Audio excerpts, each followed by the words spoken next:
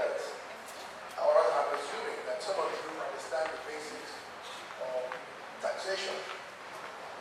If you run a business, any business, the lady out there who's selling Coke, she buys Coke, certain quantity every week, she sells, she has some profit left over, she pays tax on that profit. If she has costs like electricity costs, cost of person working with her, labor, things like that, she's allowed to deduct all those things before she arrives at what will be taxed as her profit. Now, financial services sector includes things like insurance companies, banks, unit trust schemes, private equity funds. You're probably familiar with a lot of these sorts of institutions. And they all have peculiar arrangements which challenge the tax authorities, first of all, in writing rules or laws that cater for those sorts of industries. And secondly, in implementing and enforcing rules when written. Because you will not be surprised to hear that in areas like that, the companies involved engage the services of very smart consultants like my friend ĽEX Ajayi, lady from Deloitte, to advise them on how to plan their businesses. It's not tax evasion, it's not tax avoidance, it's about planning. Because if you have 2 or 3 ways to achieve a result, the question is which way do you take? And as a businessman trying to optimize and maximize returns, you will look for the route that gives you the best return, so long as it's within the law. And that's why you go to consultants who will advise you on what your options are. I mean, you as a layperson may not know what the options are, so you go to somebody who has that knowledge and he advises you and tells you, well, you can do this or that or the other, and you get the following results. Now, I try to explain properly, and you send people to go out and collect it. So long as he has power to make that rule or that law, you have to pay. It doesn't have to be fair, reasonable, just, whatever it is. He has the power to do that. So in many countries, the government can decide, okay, from now on, every time you use your POS, 50 naira. So long as the law has been properly passed, there's nothing you can do. You have to comply. So here we are. The taxman has a law that says, well, the insurance company, this is what it should be. I don't care what your circumstances are, you must pay. So that's something that is a problem for that particular industry. It may inhibit people from entering that industry, especially if they're coming from another country where such rules or such restrictions don't exist. So those are the things that in reality can make a difference to whether your economy grows or doesn't grow.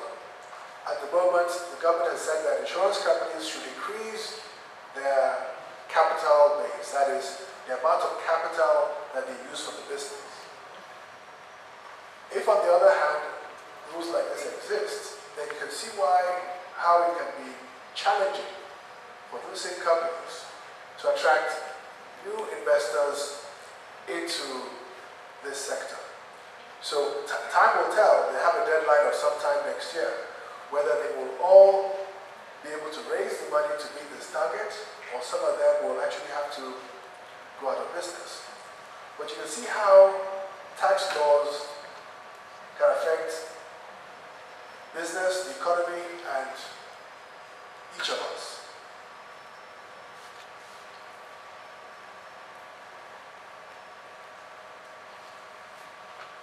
There's another rule that you may not be familiar with. If in that 12-month period that I mentioned, you have made a loss, you don't pay any tax. If in this following year you make a profit, you pay tax of that profit you have made.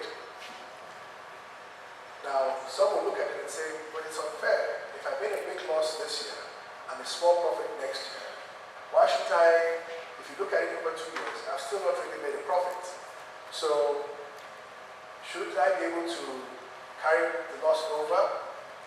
And in many jurisdictions, that realization has come to pass. So they say, well, it's because we have chosen, without any real reason, a 12-month timeline. Suppose we had chosen a 48-month timeline, then this problem would go away. You have a loss in year 1, year 2, year 3, and you mix it in your profit in year 4, and it won't matter. So because we have said let's use 1 month, without any real reason, sorry, 1 year without any real reason, that is why this loss cannot be used in the following year. So the law allowed many years ago that losses could be carried forward for about 4 years. But now that limitation has been removed for most companies, but not for insurance companies. So again, you have an industry that has suffers a disadvantage, and the same industry is being asked to increase its capital investment. So you can see again how a rule which is designed for one purpose can impact another aspect of an industry.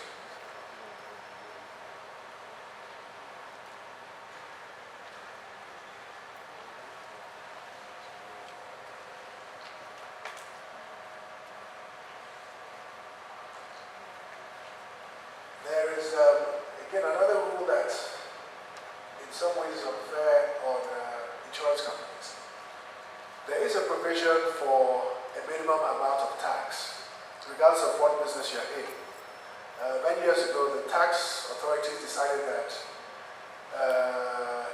no matter how creative you might be, or how good your consultants might be, you should give us a little bit of money. So we don't care who advised you, whether it was Mr. Ajayi or somebody else, we need a little bit of money. So some rules were set which said that if your turnover was a certain amount, you should pay this amount as tax at a minimum.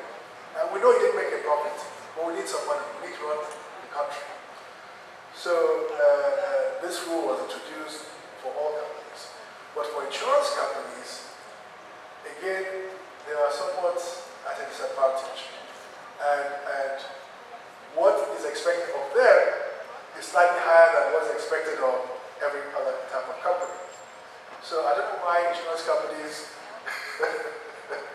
are at this sort of disadvantage, but that is reality. So if you're looking at financial services and you are looking at where to invest, I suspect that insurance will not be as attractive as some other areas.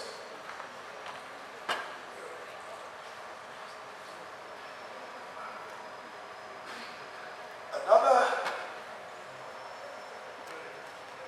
area where insurance companies again have a problem is if you have life insurance, the difference between general insurance or insurance of your property. Life insurance is that with property you have damage, insurance company pays for damage. With life insurance, it's a different event. It's not damage, it's death. But the money is accumulated, and when you die, your family, beneficiary, whoever you named, gets it. Now, what insurance companies do is, as you pay this money to them, they invest it. And the money grows over time. So by the time you die, it has built up to, a significant or reasonable amount. The question is, the income from those investments, which really should belong to the insured person, should that be taxed at that point or not? So again, it's a difficulty which insurance companies have.